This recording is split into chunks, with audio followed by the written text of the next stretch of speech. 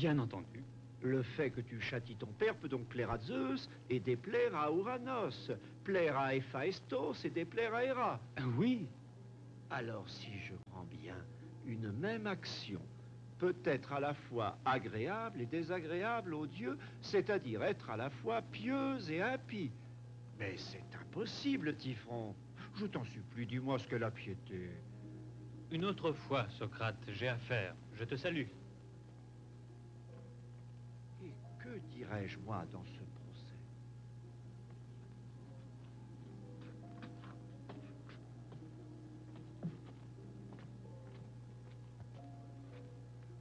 Allons, Xanthippe, calme-toi, ne pleure pas. Et nos pauvres enfants. Je savais, moi, que ta manie d'importuner les gens nous précipiterait dans le malheur, je le savais. Tu dois te défendre. Comment penses-tu le faire? Toute ma vie, j'ai évité l'injustice. C'est là ma meilleure défense. Mais les détails de l'accusation sont prévus. Il te faut y répondre. Non, non, ne pleure pas, Xanthippe, là. Je t'en supplie, Socrate. Je t'en supplie. Appelle un orateur pour qu'il te défende. Je t'en supplie. Allons, Xanthippe, ne pleure pas. Pour te faire plaisir, nous l'appellerons. Demande à Lysias, Socrate. C'est le meilleur orateur d'Athènes. Va chercher Lysias. Explique-lui. Dis-lui que Socrate est en danger, qu'il prépare sa défense.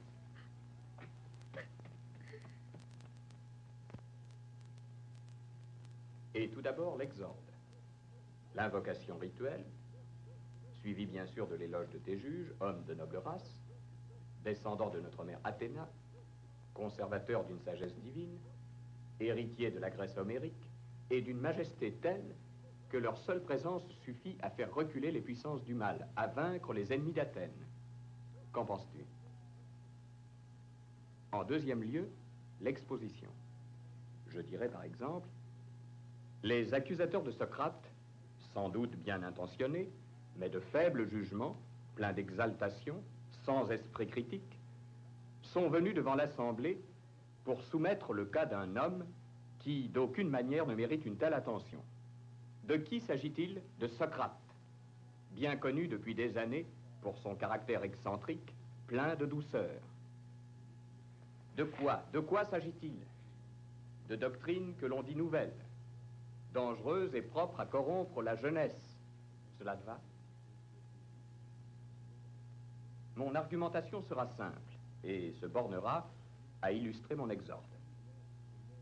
S'il existait des doctrines nouvelles capables de corrompre la jeunesse, vous pourriez, vous, les dépositaires de la sagesse athénienne, en ignorer l'existence?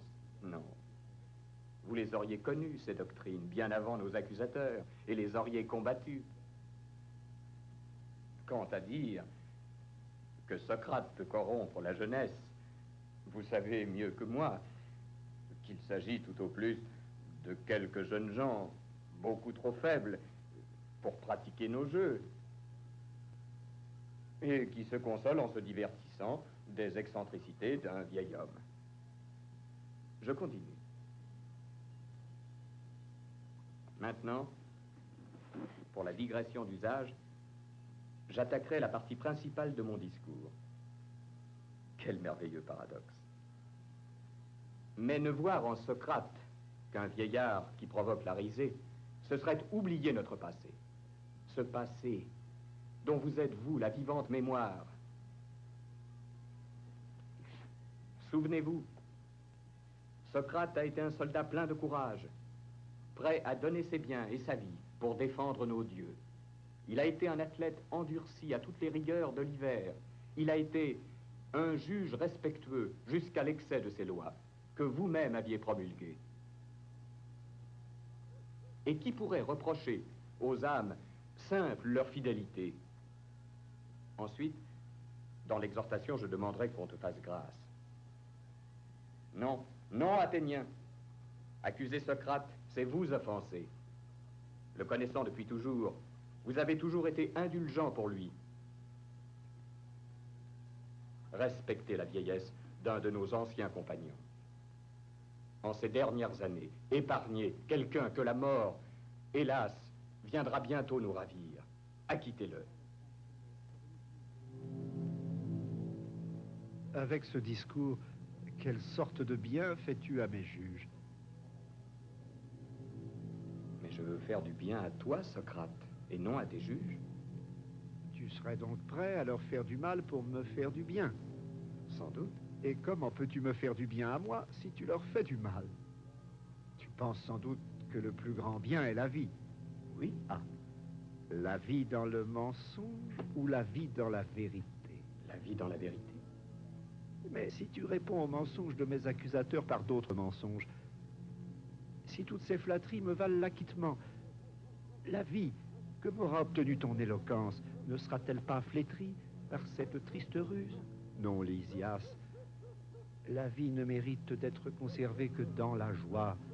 Et la seule joie pour l'homme est de chercher la vérité sans le moindre détour. La vie ne vaut que si l'on espère trouver un jour la vérité. Et la vérité, comme les étoiles, est d'une approche difficile. Depuis la plaine comme du haut des montagnes, on regarde les étoiles, en sachant qu'on ne pourra jamais les approcher. Il en est de même pour la vérité. Il n'est pas nécessaire de la toucher pour la voir.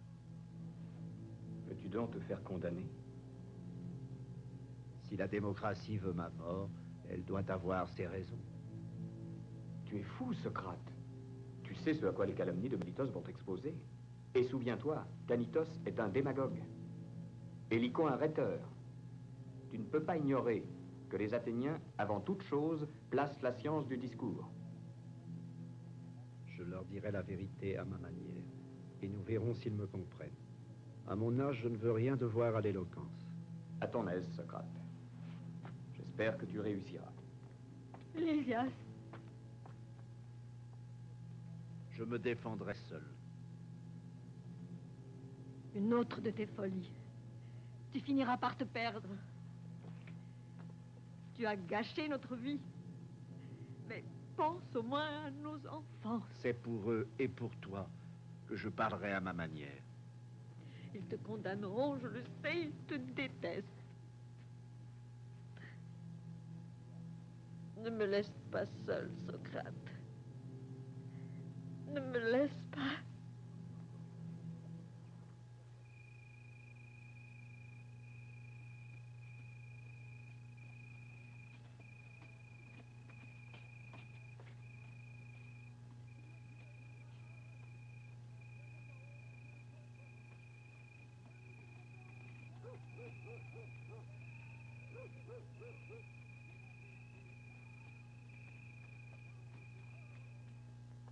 « 993,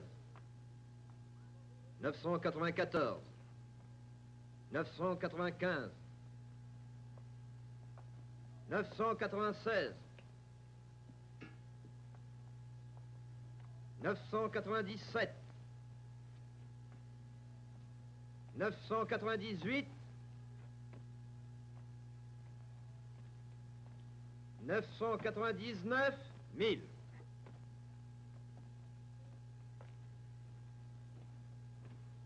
Tiens, Herpétès, n'es-tu pas bien jeune pour être ici? Que veux-tu dire? Argaï, Mais j'ai déjà dépassé la trentaine.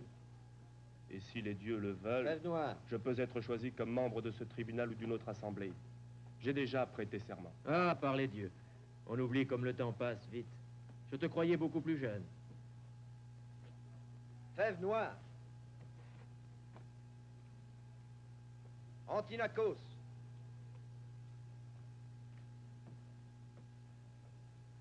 Fève noire. Pitacre.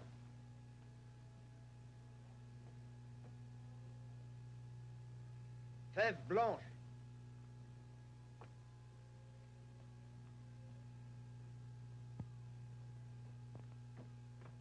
Et Teston. Tu as vu les bâtons?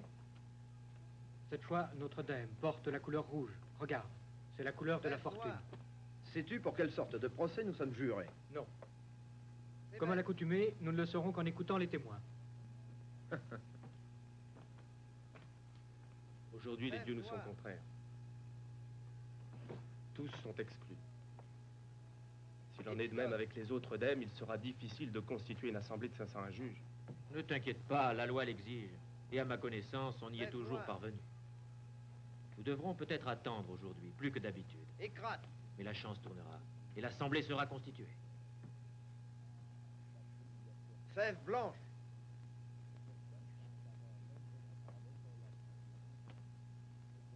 Théodore.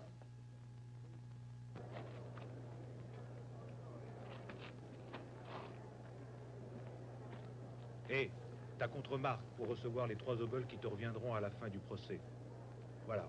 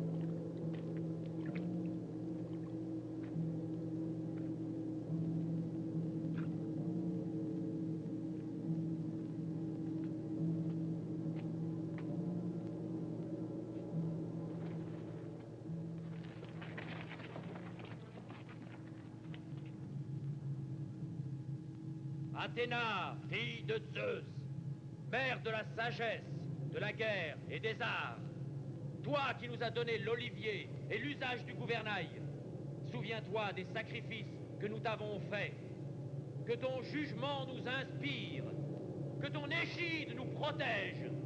Ô toi, Athéna la vaillante, la déesse invaincue!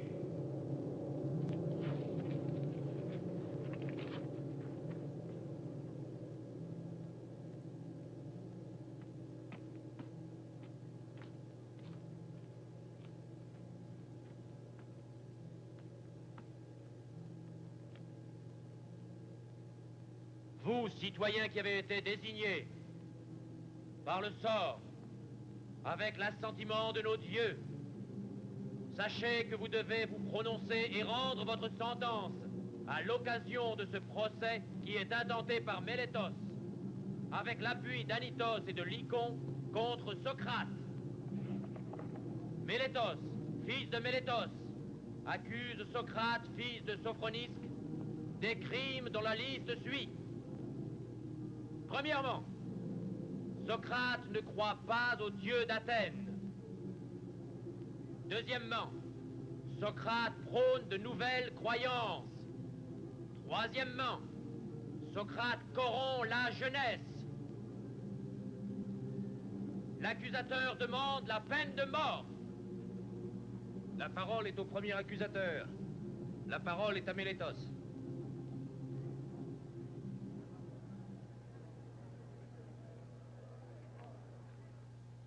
Ce ne sont pas des considérations personnelles qui m'ont poussé à comparaître devant ce tribunal pour accuser notre concitoyen bien connu, Socrate, du crime d'impiété,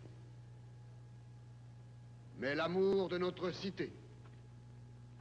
Socrate a la prétention de remplacer le culte de nos dieux traditionnels par le culte de nouveaux démons dont il refuse absolument de préciser l'apparence, parce qu'il se montre toujours plus ambitieux à détruire qu'à construire.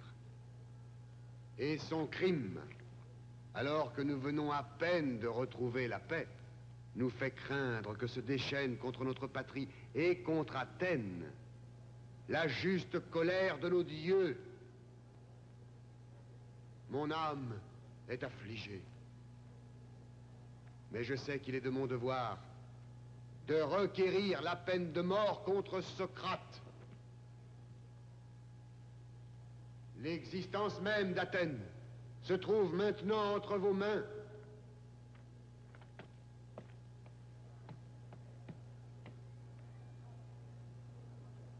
La parole est à Anytos.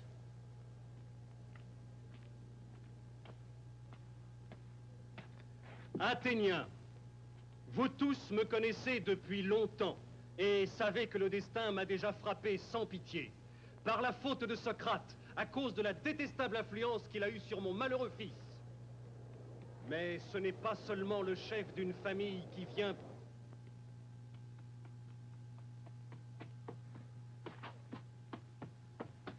Je viens de l'Agora. Le discours de Mélétos a été mal accueilli, beaucoup sont sceptiques. C'est pour cela que je le dis, Athéniens, nul ne peut influencer votre comportement. Nous avons, Anytos, Mélétos et moi-même, longuement parlé. J'ai l'espoir que vous allez ensemble prononcer la sentence qui s'impose à tous.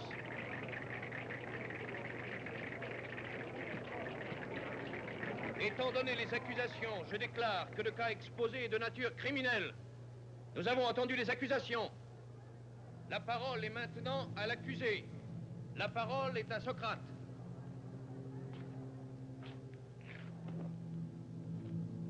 On vous a dit, Athéniens, que j'étais un orateur. Moi, je vous dis qu'à mon âge, j'ai 70 ans, il serait peu convenable que je pratique l'éloquence. C'est la première fois que je comparais devant vous sur l'estrade d'une cour de justice. Mais ceux qui m'ont entendu parler dans les rues et sur les places publiques pourront vous dire que je parle ici comme ailleurs à ma manière, sans autre recherche que celle de la vérité. La loi exige que je prenne la parole pour me défendre. Je me défendrai. Toutefois, avant de répondre à mes accusateurs, que j'ai écoutés avec la plus grande attention, je dois réfuter les mauvaises langues qui, depuis 20 ans au moins, s'acharnent à me confondre avec un certain Socrate, occupé à scruter les mystères de la terre ou, ce qui est plus grave, à vénérer les nuées. Un tel personnage ne peut être dans l'esprit de ceux qui l'ont méchamment mis en scène qu'un athée. Et Aristophane ou ses imitateurs, sous leur drôlerie, ne déguisent nullement cette accusation. Or, le personnage qu'il vous présente, marchant dans les airs ou débitant mille folies, plus ou moins scientifiques auxquelles je n'entends rien, ne me ressemble en aucune façon. J'en appelle au témoignage de ceux qui me connaissent. Quant à dire que j'entreprends l'éducation des gens moyennant finance, et cela pour leur apprendre à rendre juste la cause injuste, voilà qui est faux. Car je me contente de rechercher la vérité. Si j'avais le bonheur d'être savant comme Hippias, ou comme Gorgias, que vous connaissez tous, je n'hésiterais pas sans doute à me faire payer. Malheureusement, je suis ignorant, et ma seule connaissance est de savoir que je ne sais rien. Cette connaissance-là ne se vend pas. Maintenant, l'un de vous pourrait s'écrier, mais dis-moi, Socrate, si tu n'as rien d'extraordinaire, pourquoi ces accusations? Et pourquoi ce procès? Pourquoi, lui répondrai-je? Et c'est que je possède la sagesse.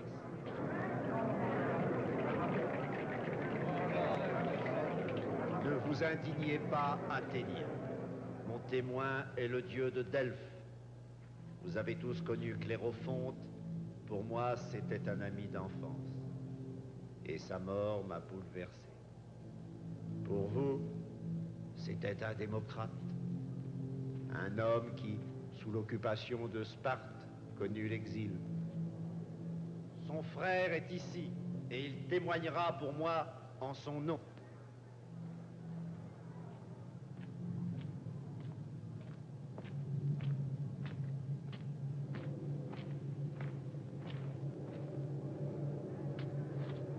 Mon frère Clérophonte demanda un jour à la Pythie de Delphes s'il y avait au monde un homme plus sage que Socrate. La Pythie lui dit que nul au monde n'existait qui soit plus sage que cet homme-là.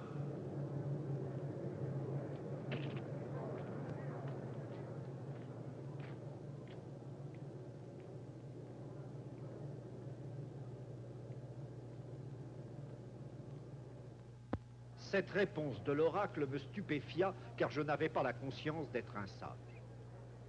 Cependant, comme l'oracle ne pouvait pas mentir, je me suis mis à la recherche de tous ceux qui passaient pour sages, dans l'espoir de découvrir le sens de la parole divine.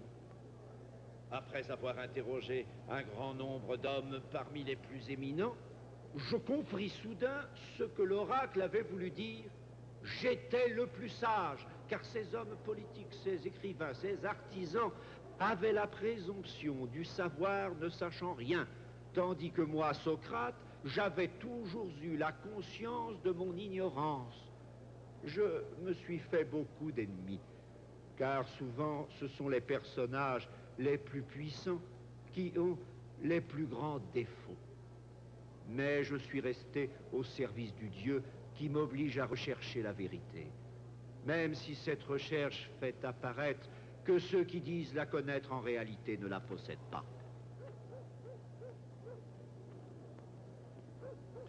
Maintenant, je me tourne vers Mélétos. Ce bon citoyen, ce patriote.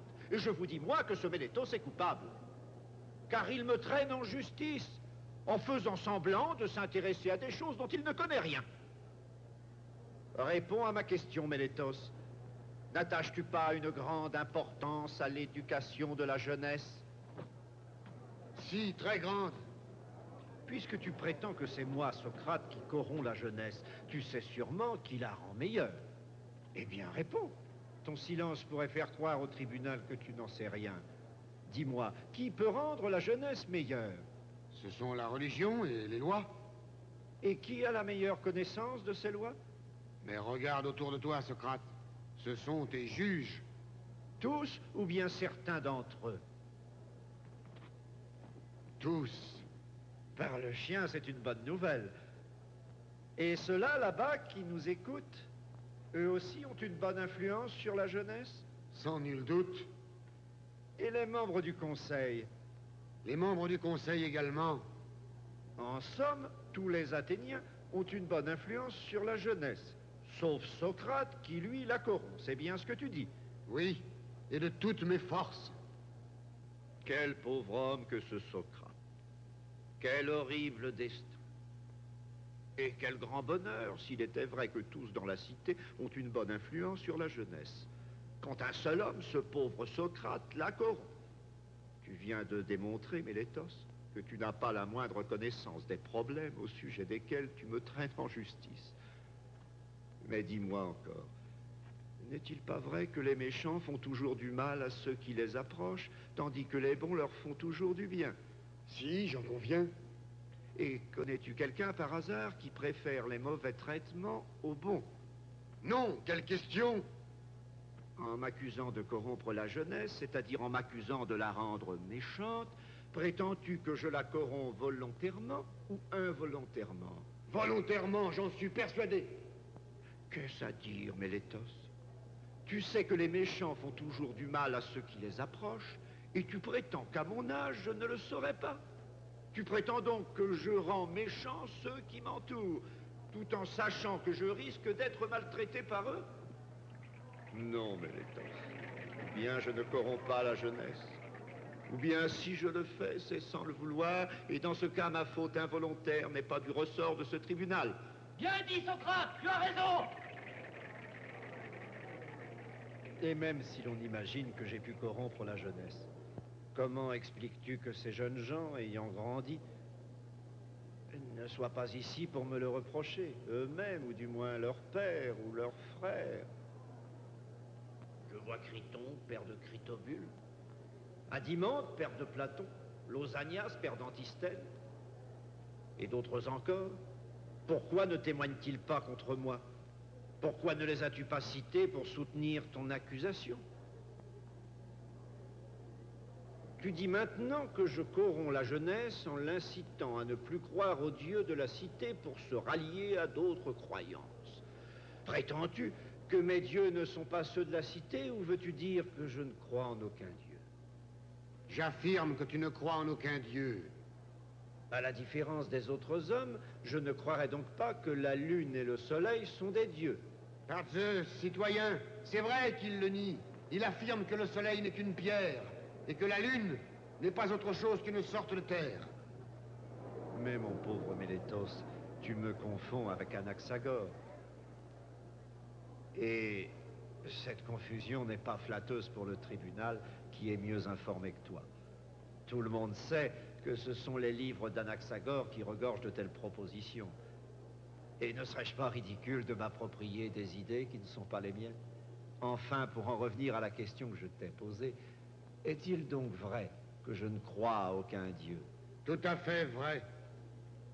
Dis-moi, Mélétos, est-il possible de croire à la réalité des actions humaines sans croire à la réalité des hommes? Est-il possible de croire à l'équitation, par exemple, sans croire à l'existence des chevaux? Non. Et encore, peut-on croire aux manifestations d'une puissance surnaturelle sans croire à cette même puissance? Peut-on croire aux actes des dieux sans croire aux dieux? Non, c'est impossible. Enfin, tu daignes répondre. Tu admets que si je crois aux manifestations d'une puissance surnaturelle, je crois forcément à l'existence de cette puissance. Donc, citoyen d'Athènes, l'accusation de Mélétos ne repose que sur la calomnie. Cette calomnie peut me valoir une mort, devant laquelle je ne me conduirai pas comme un lâche. Quant à la guerre, nos généraux m'ont assigné un poste. J'y suis resté Dieu. À la différence des autres hommes, je ne croirais donc pas que la lune et le soleil sont des dieux. Par Zeus, citoyen, c'est vrai qu'il le nie. Il affirme que le soleil n'est qu'une pierre, et que la lune n'est pas autre chose qu'une sorte de terre. Mais mon pauvre Mélétos, tu me confonds avec Anaxagore. Et cette confusion n'est pas flatteuse pour le tribunal, qui est mieux informé que toi. Tout le monde sait que ce sont les livres d'Anaxagore qui regorgent de telles propositions. Et ne serais-je pas ridicule de m'approprier des idées qui ne sont pas les miennes? Enfin, pour en revenir à la question que je t'ai posée, est-il donc vrai que je ne crois à aucun dieu? Tout à fait vrai. Dis-moi, Mélétos, est-il possible de croire à la réalité des actions humaines sans croire à la réalité des hommes? Est-il possible de croire à l'équitation, par exemple, sans croire à l'existence des chevaux? Non. Et encore, peut-on croire aux manifestations d'une puissance surnaturelle sans croire à cette même puissance? Peut-on croire aux actes des dieux sans croire aux dieux? Non, c'est impossible. Enfin, tu daignes répondre. Tu admets que si je crois aux manifestations d'une puissance surnaturelle, je crois forcément à l'existence de cette puissance. Donc, citoyen d'Athènes, l'accusation de Mélétos ne repose que sur la calomnie. Cette calomnie peut me valoir une mort, devant laquelle je ne me conduirai pas comme un lâche. Quant à la guerre, nos généraux m'ont assigné un poste. J'y suis resté ferme. Et si le Dieu me donne pour tâche de philosopher, je ne déserterai pas. Les hommes ont peur de la mort comme s'ils avaient la certitude qu'elle est le plus grand des maux. Peut-être est-elle au contraire le plus grand des biens. Et la sagesse est d'admettre notre ignorance en ce qui la concerne. Je vous aime, Athéniens, mais plutôt qu'à vous, c'est au Dieu que j'obéirai. Et puisqu'il me le commande jusqu'à mon dernier souffle, je ne cesserai de philosopher. Écoutez-moi. En ce qui concerne ma vie personnelle, je me suis toujours montré d'une négligence qui n'est pas celle d'un citoyen ordinaire. Et si je vous parle comme un père ou comme un frère aîné, c'est que le Dieu qui m'habite me le commande. Aucun de mes accusateurs n'a pu dire que ma sollicitude m'ait jamais attiré quelque profit. Ma pauvreté serait là pour le démentir.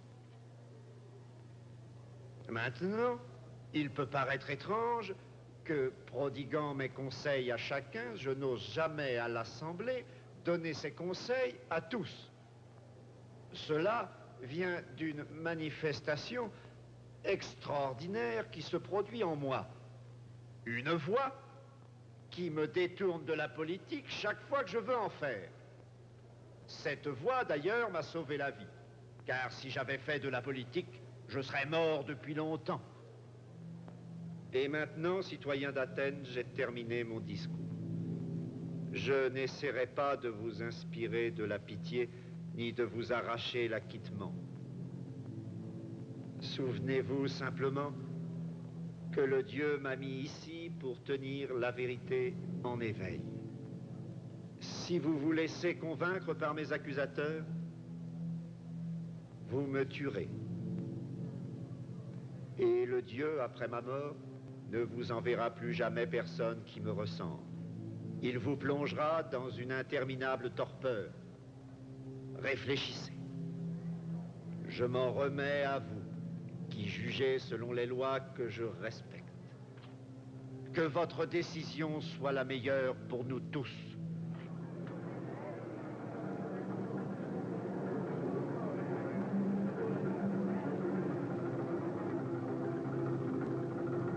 Que le tribunal procède au vote.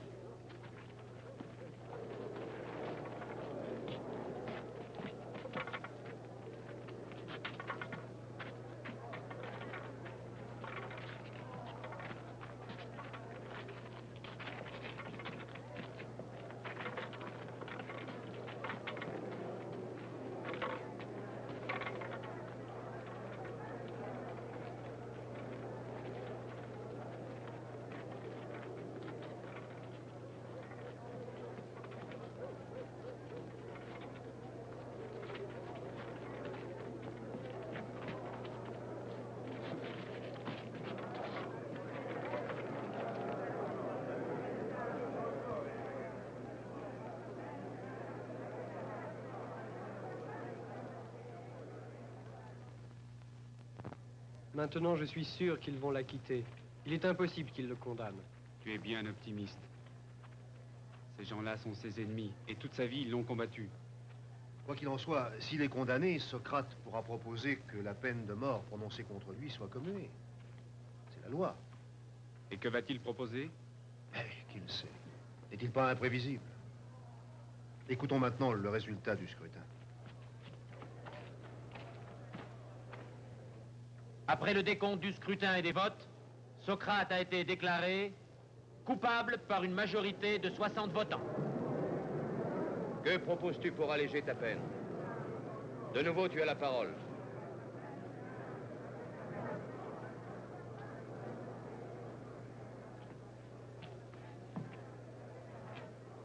Athéniens, je ne m'indigne pas de ce résultat.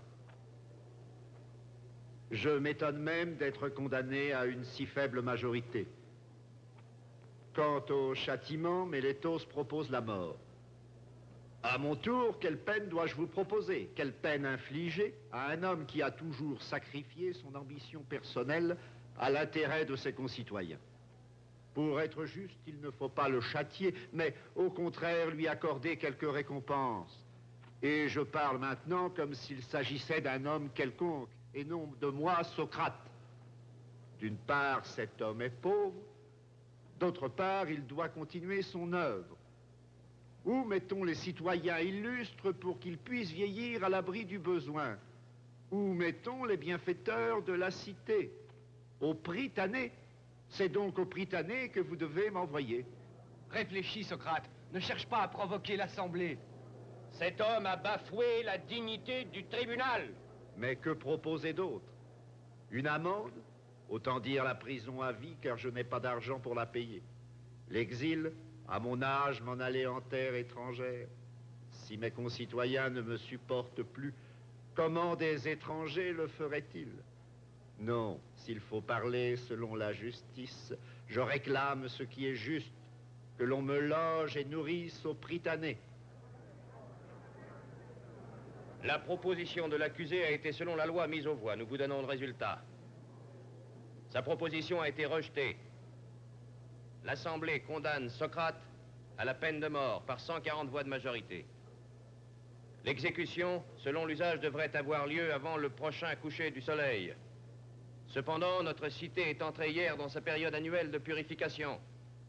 Tant que le navire sacré dont le voyage commémore la victoire de Thésée sur le Minotaure ne sera pas rentré au port, nous donnons l'ordre de surseoir à cette exécution. Socrate, tu peux exprimer tes dernières volontés. Parle.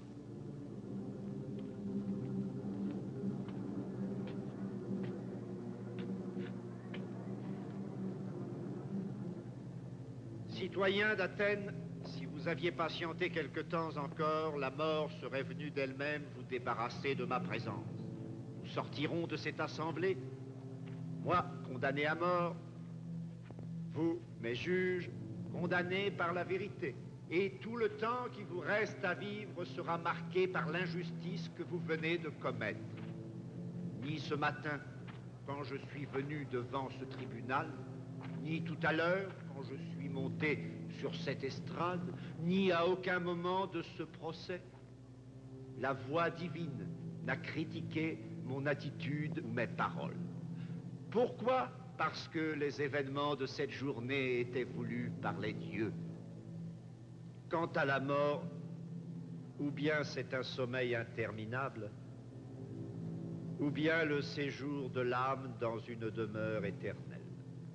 Quoi qu'il en soit, je suis sans crainte. Avant de mourir, je vous adresse simplement cette prière.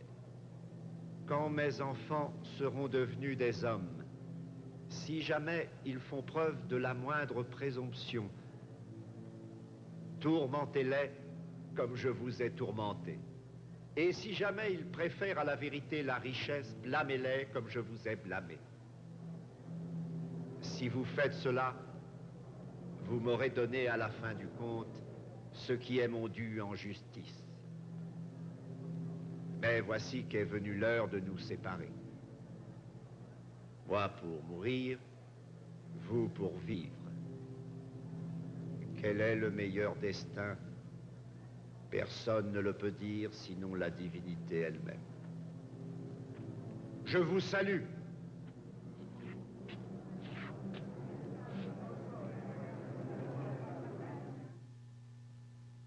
Je n'en peux plus d'attendre. Il est inutile de prévoir d'autres détails.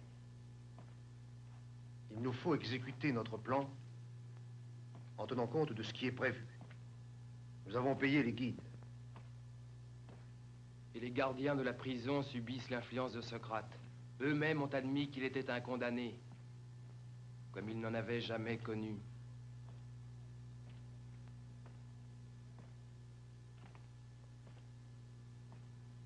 Et les autorités semblent disposées à fermer les yeux. La fuite de Socrate dégagerait leur responsabilité. Ce qui n'est pas le cas s'ils font appliquer la sentence. Les dieux nous protègent. Voici plus d'un mois que des vents défavorables empêchent le retour du navire sacré depuis Délos. Et ce mois m'a été précieux. C'est en voyant Socrate dans sa prison que j'aurais appris ce qu'est la liberté. Quand je pense qu'il est affligé, non parce que l'Assemblée l'a condamné à mort, mais parce qu'elle a elle-même commis l'injustice. Il faut agir, et le plus rapidement sera le mieux. Il faut que quelqu'un aille lui dire que les vents ont changé et que le navire de Délos peut surgir au port d'un moment à l'autre. Et s'il refusait? C'est impossible. Avec d'autres, mais pas avec lui. Épigène a raison. Platon devrait lui porter la nouvelle. Platon est malade. Alors Criton? Oui, Criton. Demain, dès l'aube, va trouver Socrate. Parle-lui. Je suis sûr qu'il t'écoutera. Nous t'en prions, Criton. C'est bien, je serai.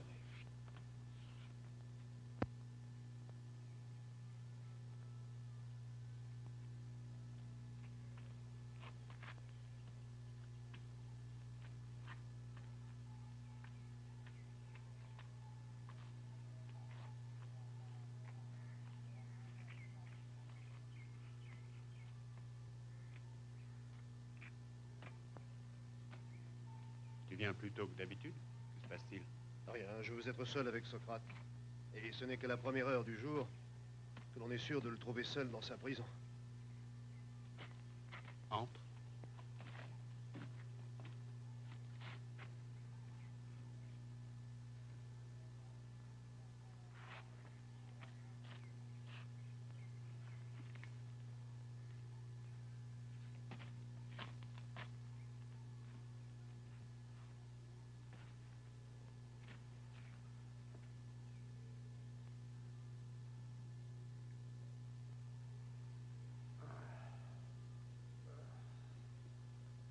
Que viens-tu faire ici? N'est-il pas encore très tôt? À peine le petit jour. Je suis surpris que le garde t'ait laissé entrer. Lui et moi sommes de bons amis. Tu es ici depuis longtemps? Pas très longtemps. Je te regardais dormir, émerveillé de te trouver si tranquille. Et pourquoi ne le serais-je pas? Le sommeil et la mort, je crois, se ressemblent. L'un comme l'autre nous apportent la paix. J'ai la douleur de te dire, Socrate, que le navire de Délos est au large du Cap Sounion. C'est aujourd'hui qu'il doit rentrer au port. Non, il n'abordera pas avant 2 jours. Que veux-tu dire? J'ai vu en songe une femme voilée de blanc qui me disait: Socrate, dans 3 jours, tu entreras au fertile pays des morts. Or, ne dois-je pas voir la ciguë le jour qui suit l'arrivée du navire? Je vois que tu acceptes la mort au lieu de lutter contre elle. Nous avons préparé ton évasion. Tu dois fuir. Tes geôliers ne t'en empêcheront pas. Et où irai-je? En Thessalie. J'ai des amis sûrs qui t'y attendent. Mais en Thessalie, mon cher Criton, comme ici, comme nous tous, je suis condamné à mourir. Et que diront les Athéniens en apprenant que nous, de vieux amis, t'avons laissé mourir sans te porter secours? Ah, ne t'inquiète pas, Criton. Les gens dignes d'estime sauront ce qu'il en est.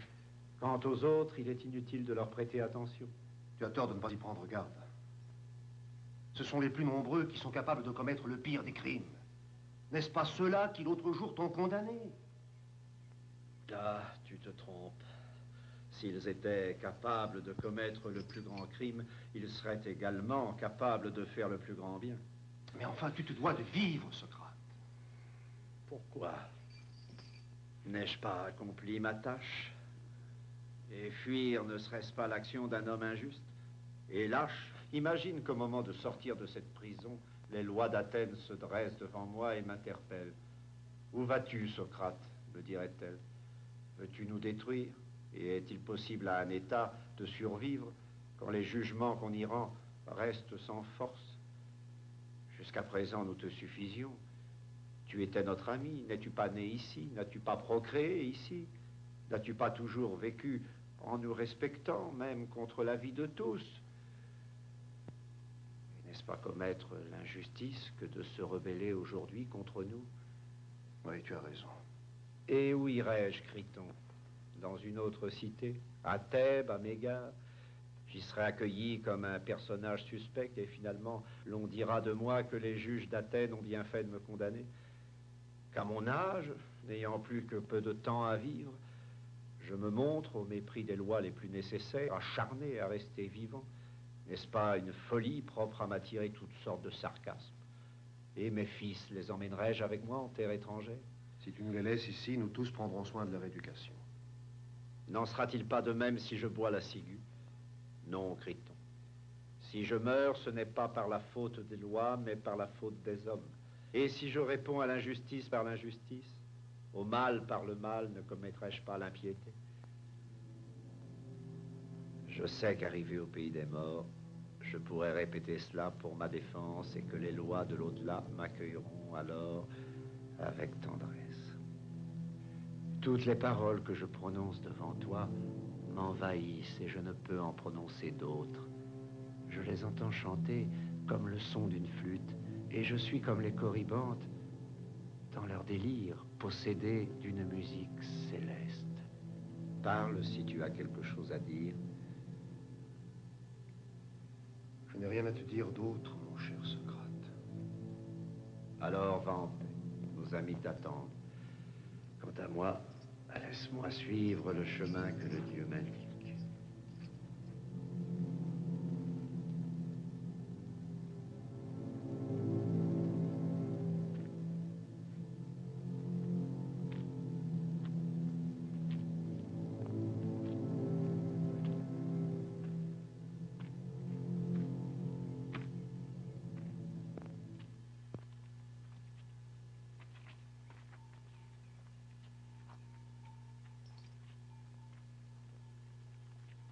Les 11 sont venus délivrer Socrate de ses chaînes. Ils lui ont dit de se préparer à mourir.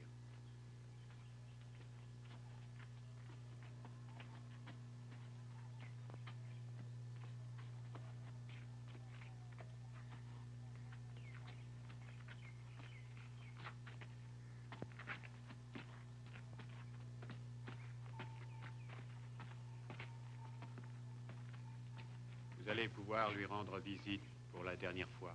Hier, le navire sacré est entré au port. Suivez-moi.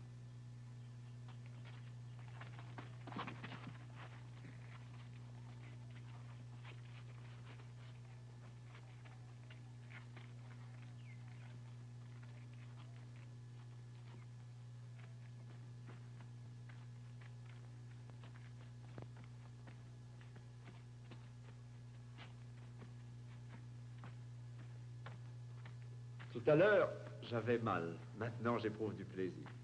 Comme c'est étrange. Le plaisir et la douleur sont si proches l'un de l'autre que lorsque l'homme veut l'un, il doit subir l'autre. Ésope aurait écrit que le Dieu, n'ayant pu convaincre les deux ennemis de faire la paix, les alliait finalement l'un à l'autre. Quand l'un d'eux est en nous, l'autre l'accompagne. Quelle jolie fable. Socrate. Socrate. Ne pleure pas, Xantippe, pas maintenant. Viens. Non, viens, conserve ton calme. Allons, Xantippe, ne sois pas triste.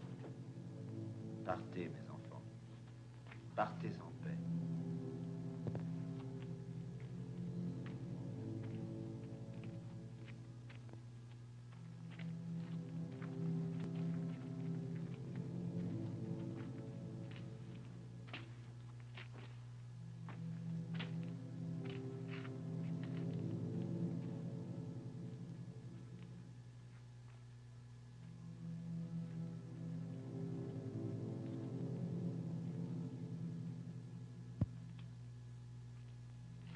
N'as-tu pas écrit des vers dans ta prison, Socrate?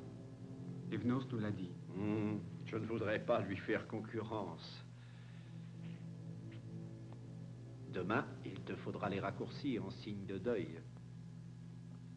Comment peux-tu être si calme, Socrate, alors que tu sais que l'heure de ta mort est si proche? C'est que je suis philosophe et que l'idée de me séparer de mon corps ne m'effraie pas. Au contraire, elle me réjouit.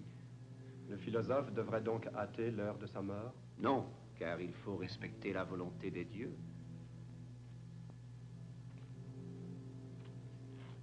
Pourquoi parlez-vous tout bas? Pourquoi ne dites-vous pas à haute voix ce qui vous inquiète? Quand le malheur est sur toi et te frappe, Socrate, nous avons à cœur de ne pas t'importuner avec nos inquiétudes. Il est difficile de vous convaincre de cette vérité que pour moi, la mort n'est pas un malheur. Mais parle donc. J'ai peur, Socrate, que ton âme s'étant séparée de ton corps, perde à son tour tout espoir de survie. Mais dis-moi, c'est bête. Qui insuffle la vie au corps? C'est l'âme. En est-il toujours ainsi? Sans doute. L'âme qui anime le corps est toujours porteuse de vie? Oui. Et la vie a-t-elle un contraire? Ou le contraire de la vie n'est-il rien? La vie comporte son contraire qui est la mort. L'âme ne peut donc recevoir la mort, le contraire de cette vie dont elle est l'origine et la source. Et comment qualifie-t-on les êtres qui échappent à la mort? On les qualifie d'immortels. L'âme ne pouvant recevoir la mort est donc immortelle. Il n'est donc pas insensé de soutenir que l'âme est immortelle. Et si elle l'est, il faut la cultiver pendant la vie. Une autre pensée. Si la mort était la fin de toute chose, ce serait le bonheur des méchants, car leur méchanceté disparaîtrait en même temps qu'eux-mêmes, devant les tristesses, les injustices et les bassesses de la vie. Souvenez-vous de ce passage de l'Odyssée, où Homère dit qu'Ulysse, se frappant la poitrine, gourmanda son cœur en ces termes. Supporte-le, mon cœur, tu as déjà supporté des choses plus ignobles. Que votre âme ne se laisse pas conduire par les affections du corps. Ne parle plus, Socrate. Tu vas t'échauffer et cela rendra plus difficile l'action du poison. Et tu souffriras davantage. n'en tient nul compte. Que le bourreau prépare ce qui est nécessaire. Je vais maintenant me laver pour éviter à Xantippe et aux femmes la peine de nettoyer mon cadavre. Et comment devons-nous t'ensevelir? Comme vous voudrez, si toutefois vous pouvez me saisir, si par hasard je ne vous échappe pas. Ne pleurez pas. Votre père ne pleure pas, lui. Pensez à l'exemple qu'il vous donne, à son courage. Quand vous serez devenus des hommes, tout le monde gardera les yeux fixés sur vous parce que vous êtes les fils de Socrate, le plus valeureux citoyen d'Athènes. Bien sûr, quand il va dans les rues, ce n'est pas un fracas guerrier qui le précède. Fracas qui dissimule à peine la peur de ceux qui agitent sans cesse leur bouclier. Son courage à lui est tranquille. Il faut avoir du cœur pour le reconnaître.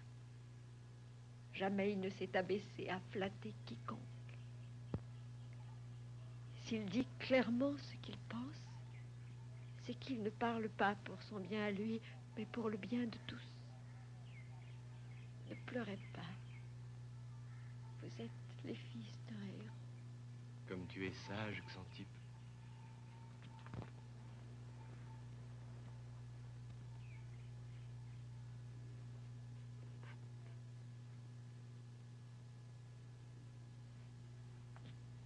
Appelle Xantippe et les enfants.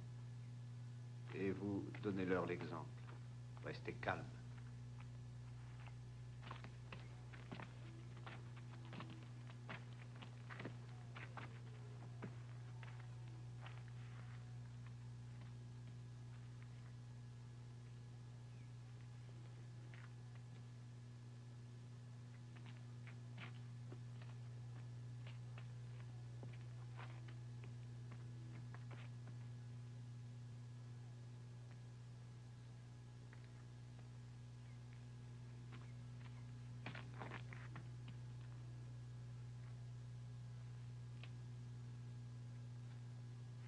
Venez, venez tous, j'ai quelque chose à vous dire.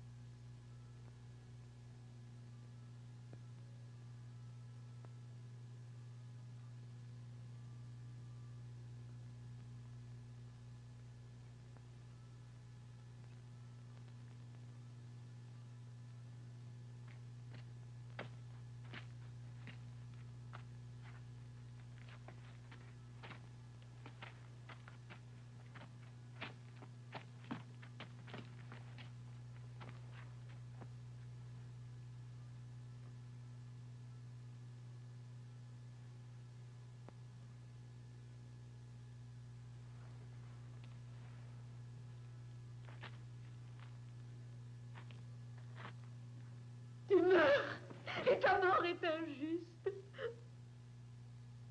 Aimerais-tu mieux me voir mourir justement?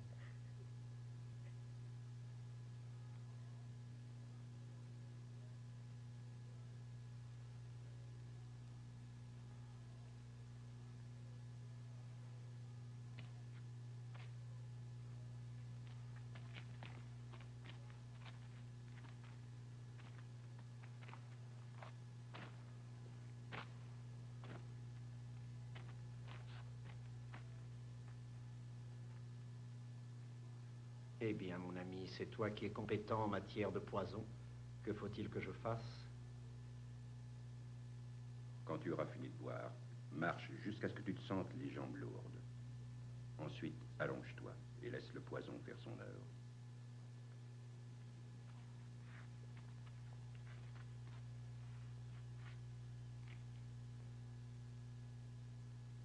Je bois au Dieu pour qu'il protège mon voyage.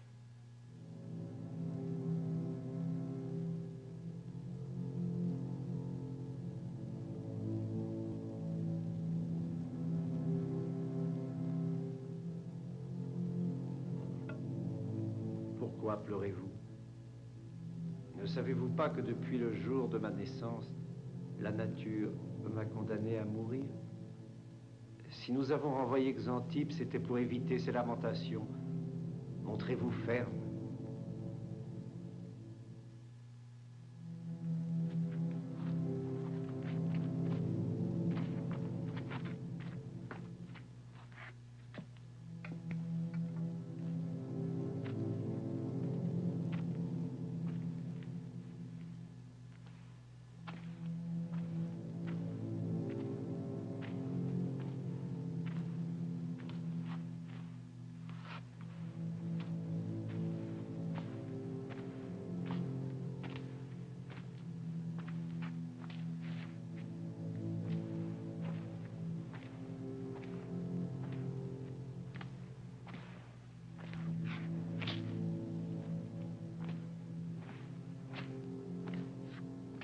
Sens-tu quelque chose?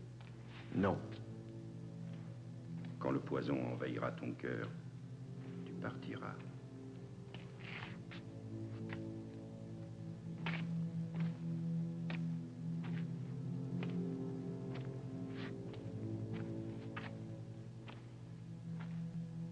Les hommes calomnient les signes. À l'heure de la mort, les signes ne chantent pas par désespoir, mais parce qu'ils sont joyeux d'aller chez le Dieu dont ils sont les serviteurs.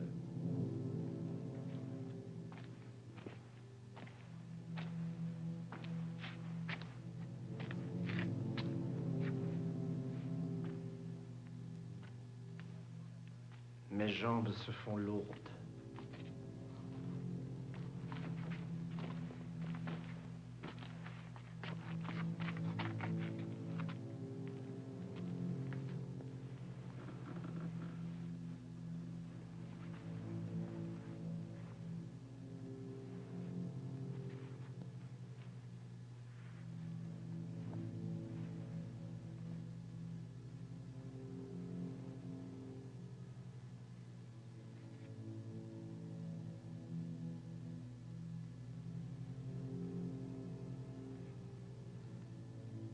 Criton, nous devons un coq à Asclépios. Ne l'oublie pas.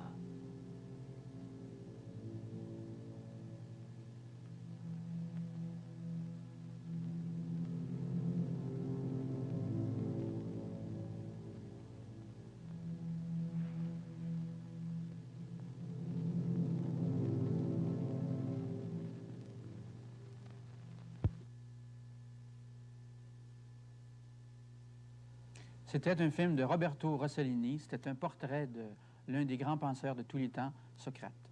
La semaine prochaine, nous verrons